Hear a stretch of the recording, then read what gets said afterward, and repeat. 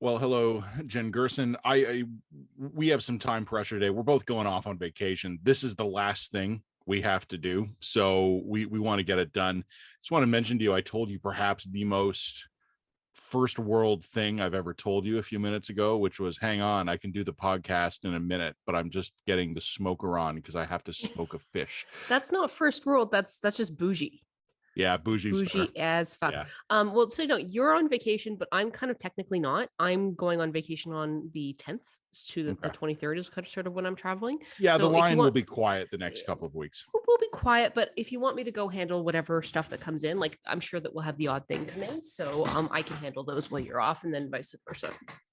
We will not be doing. Will we be? I don't think we'll be doing dispatches the next 2 weeks, though, right? Probably not. No. Okay. Unless something major happens and you both need to jump in. Yeah, if there's a major news event, we'll. And I fully expect to be partially working when I'm on vacation, so I'll be in Toronto for that time. So, just FYI. When do you fly out? The 10th. All right, I'll see you after that. Yeah. Okay. Yeah, so basically the line will be quiet for the next couple of weeks. We'll be on a lighter summer publication schedule anyway, but like the line editors are taking holiday for the next couple of weeks. Yeah, but just for our readers, so you know, part of the reason is that because we track your engagement numbers and we know that they fall through the floor like July 1st to August 31st. Yep. And this is not unique to us. This is every single news outlet does sort of pull back in summer just because everybody is sort of disengaged. Yeah. I remember years ago talking with a friend who was new to Canada and was desperately trying to get some business locked up, and he was so frustrated he couldn't get anything done in July and August. And I was like, dude, they're at the cottage. Yeah. Like everybody you need to talk to, even if you can find one person on a given week, the person that person needs to talk to is at the cottage. Like, and he was so freaked out about this. And then like 3 days after Labor Day, he had the contract signed, off to the races. But like between Canada Day and Labor Day, so it's actually France does the same thing in August, right? Like everybody just leaves Paris in August. We do it unofficially. We do it unofficially, yes. But and like people are still like at 25% is kind of how you think of it, right? But like Stampede marks the beginning of Canadian summer, and then everybody's basically mailing it in for the next 8 weeks. It's just what between Victoria Day and Canada Day, there's the long period of like fake work, and then between July and August we stop even pretending the pretense. But I mean, when you have winters like we do, can you blame us? No, and I'm my most workaholic in the winter because it's either that or stare outside at the dark. So there you go. All right, RCMP update. I don't have a ton to say about this. So I walked everybody through the timeline last week, and it was a big part of our dispatch last week. What we've learned this week.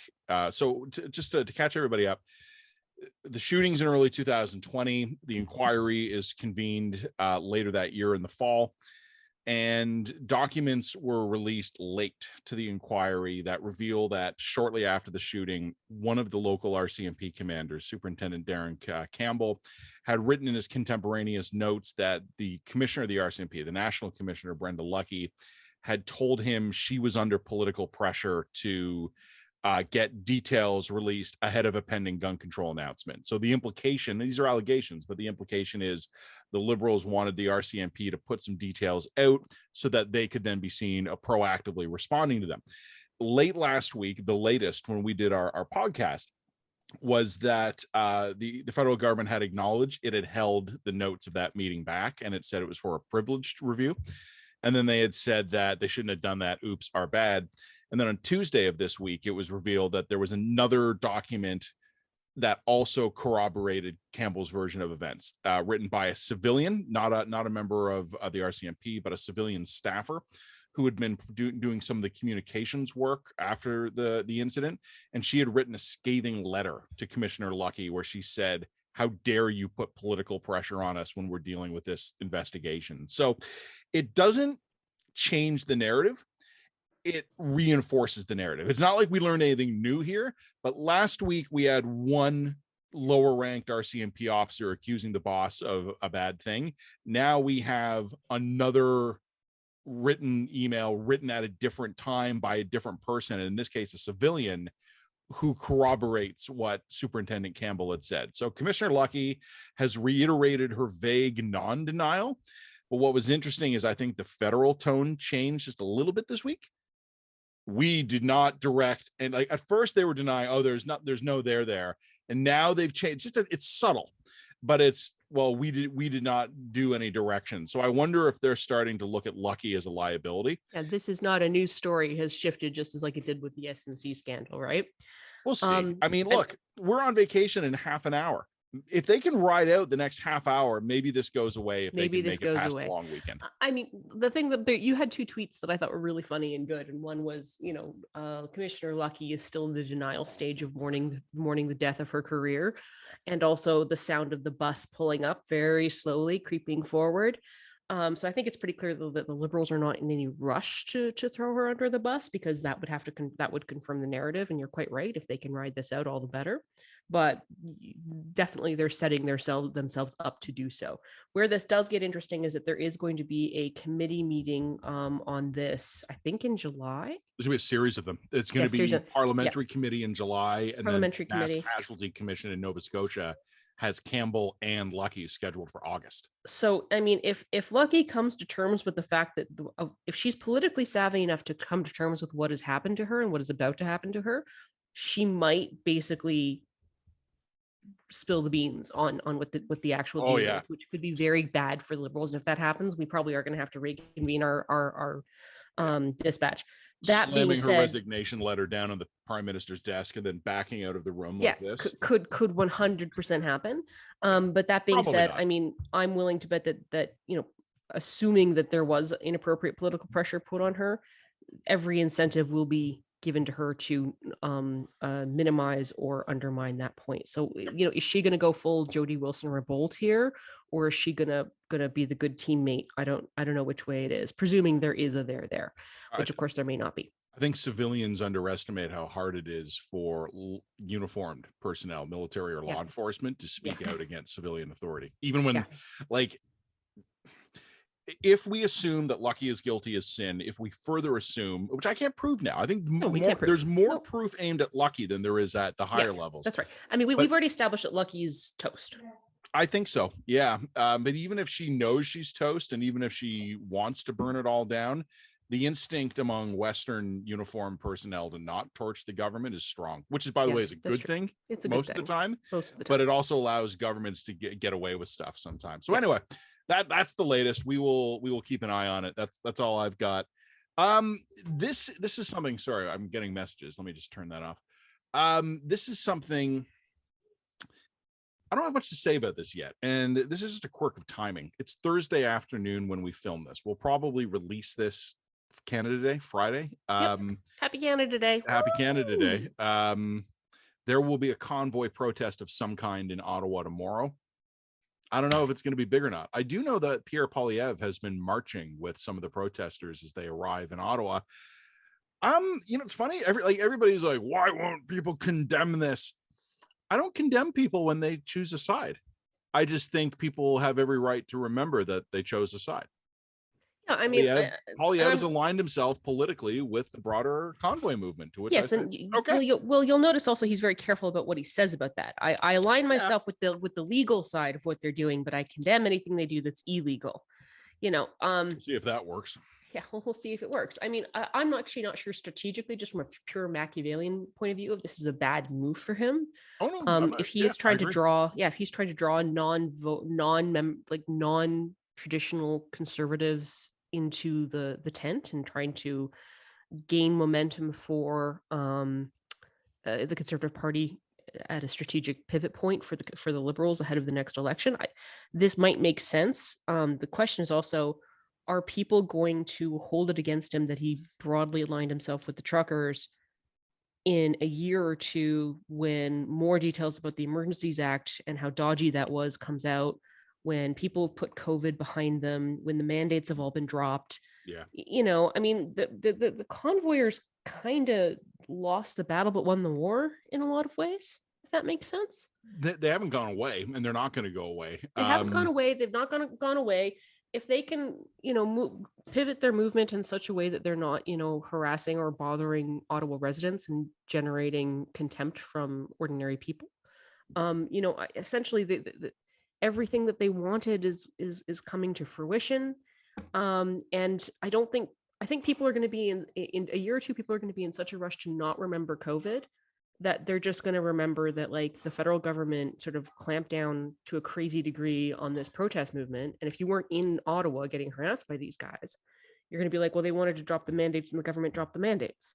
So is it bad policy in the long run for Pierre to be aligning themselves with these guys? I'm not sure. I'm not sure. It's a gamble. I think it's a gamble. I think it's a huge gamble. I mean, look at it this way. I would not be aligning myself with these guys on the grounds that a lot of these guys have said stuff that's nuts. And I also, as a politician, purely strategically, I wouldn't align myself with a populist movement because it'll eat you. Like it's the very rare leader who does not get eaten by these movements. And I don't. But he is a populist movement, so he's already put that money in the bag. And then here's the thing, though. I disagree with you a little bit. He is. These guys are something else. So what if Poilievre and Convoy intersect? Does he assimilate them, or does he just get absorbed into their blob? And this is always the question. This is always the issue that the Conservatives face when they try to align themselves with populist movements. Yeah. Now that being said, like I think you and I are in agreement. I wouldn't align myself with the convoyers because they don't align with my own sort of values and perspective on a lot of these issues. However, do I think that the average Canadian is so so informed about like every wingnutty thing that these convoyers said that's going to stick to Pierre? No, I think they're not engaged. I think they're not engaged. Yeah. I think most Canadians are just like, oh, fuck it. COVID's over. Mandates are dropped. These truckers don't like mandates. Fine, move on. Like, and I don't think that most Canadian voters are so engaged with the truckers that they know that, the second organizer from the left, had really wingnutty views about the WEF. I just don't think that they're that tuned into these guys. So I'm not sure that strategically, like my own views about them aside, I don't think strategically that this is as disastrous a move for Pierre as us Laurentian consensus assholes may think it is. You and I are well outside the Laurentian consensus on this one because people have been telling me the last couple of days Poilievre is destroying himself. He's aligning himself with this movement. I'm saying he's aligning himself with this movement. We'll see if it destroys him. Mm-hmm. And I think it's possible in the way you're spelling out that it doesn't have much of an impact. I also think it's possible it works. And this is the thing I keep telling. I said to a liberal friend of mine this week, like a capital L partisan liberal, I said, you seem very certain that this is going to backfire. And she's like, oh, I'm absolutely certain this is going to backfire. I'm like, are you more or less certain you were that Hillary would beat Trump? And then she thought about it and she just wrote back, fuck you. So, I mean, like this is the problem, right? So I still don't think a big piece of the Canadian Laurentian consensus understands what's happening now. No, I think that's right. And the other thing that I would give Pierre some credit for, and again, this is a very Machiavellian kind of credit, is that he's got good political instincts, man. His instincts right now are better than the Liberals. Yeah, his political instincts for the people he needs to motivate are much better than and we've always said this, but the Laurentian consensus is in its own little bubble, and it has a lot of control and a lot of say over the narrative, but its ability to control that has frayed and splintered perhaps to a terminal degree at this point. So I'm not sure that theirs with the general sort of, I don't think they have their finger on the pulse of the nation as well as they think they do. And I can tell you, I'm pretty sure Pierre's got his finger on the pulse of his nation. I agree. No, I think that's well said. And I also think Poilievre has something where I've said this before. I think Poilievre's political strengths match up well against the Prime Minister's political weaknesses. Mm-hmm. Poilievre has something that is almost like political kryptonite in Canada. He doesn't give a shit about the Laurentian consensus. Yeah. He doesn't care what boards he's going to be on when if he becomes prime minister. He doesn't care about what law firm he's invited at. Like this is something. It was in the Toronto Star, I think, that this was being written about. Who was it? It was maybe Susan Delacourt who wrote about this about a month ago, and she basically made the point: take him seriously. Like this is like a lot of people. This is why I think the Liberals. I mean that. Well, I'm being a little sloppy when I say the Liberals. I kind of mean more the centrist blob of Canadian public opinion. At least that's engaged on this. I still think there's an expectation that this is all kind of some sort of cynical con that he's going to lure in some voters. I don't think it is. I don't think it is. I think this is a guy who has identified his moment where he can be himself. Yep. And I think that's going to give him a real advantage over the prime minister who has spent the last 7 years trying not to be himself. Yep. All right. So look, I mean, other than that, I don't have much else to say about this. We'll see what happens tomorrow. My gut feeling is the Ottawa cops will be on the ball this time, if only to avoid further mockery and I think it's going to probably fizzle out, but that's fine. Tell me this Alberta thing. Okay, so the Alberta Governor General, and my husband has only just told me about that this morning, and I haven't looked into it myself, so I'm going to crib note this, but essentially the Alberta Governor General just issued this totally scathing report that found that the Alberta government, the conservative Alberta government, basically lost track of something like $1.4 billion in federal transfer payments, and they're still trying to account for another $3 billion more. So here, we're talking about those evil socialists running through money, and the conservatives literally have lost 7% of their budget. Oops. And it just highlights just how incompetent this government has actually been. And on top of that, how lucky it's also been. I don't know if you know about this, but Alberta, for the first time in 7 years, has posted a surplus, a $3-point-something billion surplus. Yeah, I read that. Oil revenues, baby. Drill. Oil revenues, just basically, we had the biggest single year jump in oil revenues since the 1940s. This is all driven by the price swing, right? Yeah, 100%. And there's a really interesting technical reasons why that's the case, why higher price oil is it triggers different tiers of royalty comeback. What's the word I'm looking for? Revenue. No, it's not revenue. It's there's different tiers. When the price of oil is low, Alberta gets double hit because not only does the overall royalties remain low, but it also takes those royalties at a lower rate. But when the price of oil hits 100, then it's not only is it getting more actual dollars, but the actual rate goes up as well. Okay. So it's almost like a graduated income tax system, right? The more money you bring in, the more money you get, kind of thing.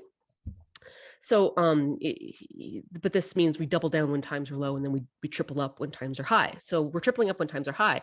But to me, it's okay, wait a minute. So we got something like $16 billion of oil revenue, just unexpected manna from heaven oil revenue, or resource revenue. It's also natural gas, resource revenue. And we've only got a $3 billion surplus.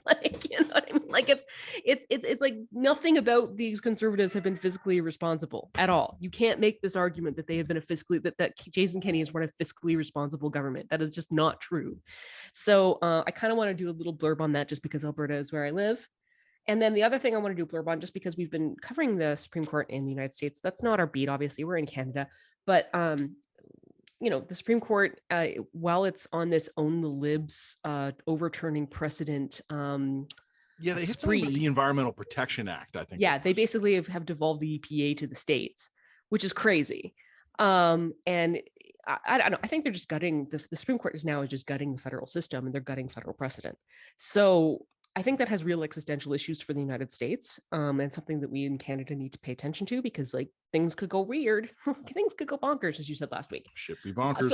So I think I just want to do a quick list of just the stuff that the Supreme Court got up to this week, and just point out that you're undermining the whole federal sort of agreement, and is California going to stick in for this? I don't know. So anyway, you probably don't know this about me. My favorite movie. Well, my favorite movies are tied. I have two favorite movies. One of them is a movie called Failsafe. It's from the early 1960s. It's about the Cold War. Very grim, fascinating, well acted, great movie. But don't watch it right before bed. My other favorite movie, Ghostbusters, 1984, the comedy. And there's a great scene in Ghostbusters, which I've probably seen 200 times. I can quote almost line by line, where a guy from the EPA, the Environmental Protection Agency, is convinced the Ghostbusters are hucksters and doesn't think they're actually capturing ghosts and putting them in this electronic prison thing. So he just has a guy turn the prison off, and then boom, all the ghosts escape. And I saw this tweet by a constitutional guy in the US today that said what the Supreme Court did to the EPA today is like shutting off the Ghostbusters containment grid. Yes. And yeah, I like that. That was extremely niche content, but that was for me. That is a guy writing a tweet exactly for the audience of Matt Gurney. So can you find that tweet? Because I think I want to use it and use a Ghostbuster containment GIF, GIF or something. That would be funny. Oh, believe me, I'll find you some Ghostbuster GIFs, young lady. Don't worry about that. So we deliberately last week decided we wanted to talk about something a little light when we wrap up what we're doing here. So you've dropped some pretty heavy Ewan McGregor stuff on me lately. I'm not gonna reveal any secrets of yours on the podcast video here, but it's fine. Let's just reveal my secrets. It's fine. Okay, I was not going to do this, but let me just say you are looking forward to Kenobi. Okay, so look. Oh yeah, first of all, what is Kenobi? It's a 6-part Disney Plus Star Wars miniseries that fills in the what Obi-Wan Kenobi was doing. Yeah, from the prequels to the original trilogy. Yeah. So the thing I have to explain is that when I was 15, I was a huge Star Wars fan and like read all the canon fiction and things like that. And you know how every female kind of has their first major celebrity crush? I don't, but you've told me about this. Okay. I think most women have like when they're just sort of entering into their era of sexuality, will have like one of their first crushes. And my first crush was Ewan McGregor from the Clone Wars. Yep. The beard and the flips, and I was all into him. I was like, he was my guy. It was like a baby duck imprinting on mama duck. Like that was my type from there on, right? Like that was my go-to. Mid-rank Jedis. Yeah, mid-rank. Yeah, there we go. All you have to be is a mid-rank Jedi. It's fine. This is good. But so anyway, like a Padawan wouldn't do it for you, but like Padawan would not do it. No, it had, because it was not the first Ewan McGregor. It was the second Ewan McGregor. Yeah. Anyway, so point being is that then a couple of months ago, I started to see this TikTok trend, and I'm not even on TikTok, but I saw this TikTok trend where women were like, first celebrity crush, guy I married. Oh, I've seen, yes, I have seen some of those. Guy I married. They're really funny because like half the time you're like, oh, haha, that's funny. Your first celebrity crush was Harry Potter, and then you married like a little nebbish little white kid with like, dark hair. Ha ha ha ha. And then I was like, well, my first celebrity crush was Obi-Wan Kenobi. And then I looked over to my husband. Oh, not only is Ewan McGregor Scottish, but my husband is also Scottish from like 2 valleys over, and is a large bearded man with he's got the beard. He's got a calm demeanor. Yeah, calm demeanor, and also he like a black belt in martial arts and all kinds of things like that. Like the parallels in real world are very funny. So anyway, I've been very disappointed by the Star Wars franchise, like most Star Wars fans. I thought the prequels were terrible. Pretty much everything but The Mandalorian has sucked. And to be honest with you, even the reboot, the soft reboot they just did, they lost me by the third one. I went from being like super fan to like, this is stupid. Of Mandalorian? No, not The Mandalorian. I mean the actual video, the actual movies, the one with Rey Skywalker. I haven't watched. I watched the first one, thought it sucked. Everybody else loved it. I thought it was garbage. I watched the second one. Everyone thought it was garbage. I thought it was fine. And I just didn't watch the third one. Yeah, that was pretty much my path. Except for the fact that I thought that the first one sucked. It was too much of a reboot of A New Hope. But I was like, okay, but you've set something up here, so we'll see where you go with it. I was willing to give it time. I thought the second one was interesting. Like it had some stuff part that sucks, but it had some really interesting moments. And if they had like just stuck with a couple of different themes, it would have been good. But I liked that they subverted expectations. I liked that they wanted to take it in a new direction. And then the third one was terrible because it went back. It responded too much to the fan reaction, went back on all the good things they did on the second one. And then they like made Rey like a daughter of Palpatine. And like, I eventually watched it, but yeah, I eventually watched it with like the most half-assed interest. Like they really had lost me by that movie. But The Mandalorian comes back, and The Mandalorian was phenomenal. The Mandalorian was a great spaghetti Western, went back to like Star Wars, Flash Gordon style roots. Grogu is hilarious and really, really cute. So I was, okay. I'm like, okay, maybe these streamers. So I was all in on Obi-Wan Kenobi. I was all in. I was like, this could be the series that brings it back for me. And truth be told, I really liked Obi-Wan Kenobi. Hey, don't spoil anything for me. I am going to watch it. Yeah, okay. I really liked Obi-Wan Kenobi. Just to give you a sense. So basically, one of the big critiques. So there was a movie critic called Red Letter Media, or Mr. Plankett, who basically deconstructed. He massively deconstructed everything the prequels did wrong, from like lack of proper characterization to tonal problems to character arc issues, like, and he just like in a cathartic way deconstructed it. And to me, Obi-Wan Kenobi like took notes from Mr. Plankett's deconstruction and fixed almost all of the problems. Like they have an actual character, a real protagonist who starts off at a kind of a low point in his life. And then that gives you the opportunity to follow him as he actually engages in a process of improving himself and undergoing a character arc. Is it perfect? Could I nitpick certain parts of it? yes, I absolutely could nitpick certain parts of it. There are parts of it they're like, oh, this is kind of annoying, whatever. But like overall, I think they were very careful to stay true to canon. I think that, Ian McGregor was a brilliant actor and managed to portray, frankly, post-traumatic stress disorder brilliantly. They followed him through a realistic character arc, and I found it to be a really compelling, excellent a series. And I think that's reflected in the fact that I think this is probably one of the top streaming series of all time. Like, it's been hugely, widely, commercially popular. But all of the fans are shitting on it. And like, it seems like all the critics are shitting on it. Like even Kenobi? got like, yeah, and it even got well reviewed. No, it was all reviewed by some places, but all of the sort of the classic fans have been kind of like, oh, he's getting bossed around by a 10-year-old. He's not acting like a hero. It's like, no, he's not acting like a hero. He's a highly traumatized PTSD survivor who's trying to like get out of that shit, get out of that hole. Like, anyway, I got really angry because normally I think the fans, when they trash Star Wars, are largely right. Yeah. And they've nailed it. But now I'm seeing all the people, I'm like, oh, you trash Star Wars. You're right. Now I'm seeing them trash Obi-Wan Kenobi when Obi-Wan Kenobi looks like they have faithfully fixed many of the problems that those very critics have pointed out. And I'm very frustrated by it. I just pulled up the tomato score.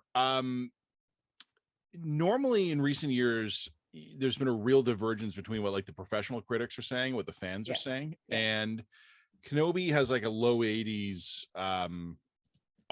critic score and a 63 audience score. Yeah. So and that's because a lot of the audience people were what's the word? They were bombarding it with low reviews.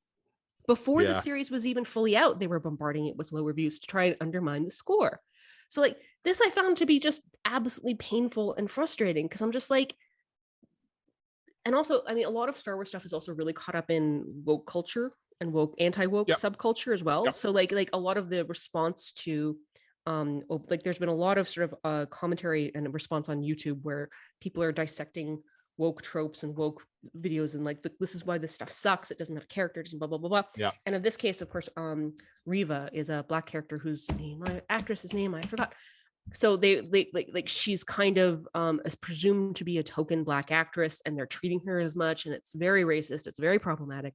Yeah. But in addition to that, it's also just wrong because she actually did a really good job in the role. Like, it was really good. They did a good job, and I just really wish that every once in a while, a Star Wars fan or some of these Star Wars people would just be like, actually, you know what? That was pretty good for what is supposed to be serial spaghetti westerns. Like this is actually very good. And like as I said, I think Ewan McGregor was a really, really great actor. But of course, Ewan McGregor can do no wrong to me because I'm in love with him. He can do no wrong. It's interesting you say that. So I'm not a Star Wars guy. I'm a Star Trek guy. I mean, yeah, well, you're I'm at Starfleet headquarters. Whatever. Fine. So the Star Trek franchise went sort of adrift for a while, and it's come back with a bunch of TV shows recently, and they've been not great. The Star Trek Discovery, I had such high hopes for. No, wasn't good. Star Trek Picard, I thought the first season actually was good. So they bring back Patrick Stewart, they bring back the character of Jean-Luc Picard. Like they do the time jump kind of Kenobi style, right? Like when we last saw you were a captain of the Enterprise. Now you're a retired admiral. Let's get caught up with your life. And your life has actually sucked. You've had like a really hard 20 years. I thought the first season was good. A lot of people didn't like it, and I agreed with them. They didn't stick the landing. They had way too many plot threads they all tried to wrap up in like one episode. They either needed to start cutting some of those plot threads off earlier in the season, or they needed like an extra 2 episodes to wrap everything up. So they didn't stick the landing, but overall, I thought the first season of Picard was good. I didn't like the second season. It had no focus. It meandered.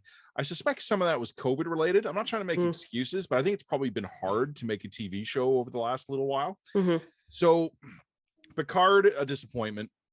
A Discovery, I stopped watching. That like me not watching a Star Trek show is astonishing, but I don't watch Discovery. I just gave up. Too frustrating. 9 weeks ago, Strange New Worlds comes out. It is a prequel. I guess Kenobi style. It fills in. So in the original Star Trek series back in the 60s, the Enterprise is already 20 years old. Kirk is a young officer who's been given command of the ship, but he's not the first captain. And they mentioned a couple times in one episode, we see who the previous captain was. They're showing us that captain on a 5-year mission before Kirk's. So it's still the Enterprise. Spock is there as a young officer, or Uhura is there as a young officer. I went into this with so much trauma. Because I'm like, I've been hurt by Star Trek before. Is Star Wars fans can relate to this. Can relate to this feeling. Strange New Worlds is really good. It's not perfect. Like I could say this episode was weak, or I don't like that character decision, but what they've just done is they've gone right back to basics. They, like, Discovery in particular had a lot of criticism of being, it was ticking off all the diversity score boxes, but it didn't have good writing. Yeah. It, like, the characters were all this really multicultural diverse group of actors. And after 3 seasons, I still can't remember their names because the characterization is paper thin. Yeah. The writing is which is one of the crucial sort of ongoing problems with the woke TV or woke movie genre. You know what I mean? Like the actors are perfectly cast and they have no lines. And no characters. No lines. So I went in expecting to be disappointed, and Strange New Worlds has been fantastic. It's episodic, so it's doing exactly what original Star Trek and the Next Generation did well. You're on a freaking starship. Every episode, you're at a new planet. It's a new set of circumstances. Okay, this week we're rescuing the aliens who had a natural disaster. This week we're fighting the evil aliens who have attacked a colony. This week we're back at a base because the ship's damaged. It's a lighter episode. The crew's having fun. It's amazing. And again, it's not perfect, but the fact that I'm getting like reliably good Star Trek given to me on a weekly basis now is fantastic. And the only, you know what I think we need to do? I think I need to watch Brave New Worlds, and you need to watch Kenobi, and we need to come back in a few weeks and sort of see how we feel. I am going to watch Kenobi. Okay, and I'm going to watch Brave New Worlds because I would Strange never. New Worlds, but yes, Strange New Worlds. See, I would never have watched it unless you've given it your thumbs up. I will give you a tiny little email primer to get you caught up of the canon. But this is actually, and we've only got like 3 minutes left here before I got to go. This is an incredible time for television sci-fi fans because you've got Kenobi. I've got Strange New Worlds. For All Mankind, which is on Apple, is fantastic. Stranger Things on Netflix, new episodes dropping this weekend. HBO just came out with Westworld, which is obviously great. Like, this is a golden era for television science fiction. We should enjoy this because, wow, have we ever had some droughts before? If you are a TV sci-fi fan, I'm not a huge Star Wars fan. I have not watched The Mandalorian. I have not watched any of the other recent shows, but I like the original movies and even the prequels and sequels enough. I will watch Kenobi. Plus, I like the character of Obi-Wan. Plus, I like Ewan McGregor. So I'm in for Kenobi. But right now, I've got Stranger Things. I've got Strange New Worlds. I've got Kenobi to look forward to. I've got For All Mankind. And Westworld just came out with new episodes. So we never have to leave our house. It's great. If only the pandemic had started now, we would have been just fine. The content would have been amazing. So I don't know. I hope that we're heading into a new golden age. They rebooted Twilight Zone a few years ago. I didn't like it. I am a huge original Twilight Zone fan, like the 50s, 60s versions. Even I want them to bring back an X-Files, but not the X-Files, you know? Have you ever watched Fringe? No, I don't think I have watched Fringe. Is that good? It's been off the air about 10, 15 years now, but it was like that. It was a crack team of weirdo scientists and FBI guys. Fringe had a bit more of a meta plot. So basically, someone is attacking the United States using technologies that they can't explain. And it's like the crack unit trying to figure it out. And I figured out the plot twist about 10 seconds before they revealed it in the final episode. And it blew me away when you find out who's attacking the United States. It's so, I would recommend Fringe. It was 5 years. That was a good show. I don't know if it streams anywhere though. But anyway, you're going to watch some Kenobi over the break. I'm going to watch some Strange New Worlds. I'm going to watch Stranger Things. It's a good time to be a science fiction fan. So we're going to end off on that happy note. We are. Okay. Happy Canada Day. Happy Canada Day. Thanks, everybody. We'll see you in a couple of weeks.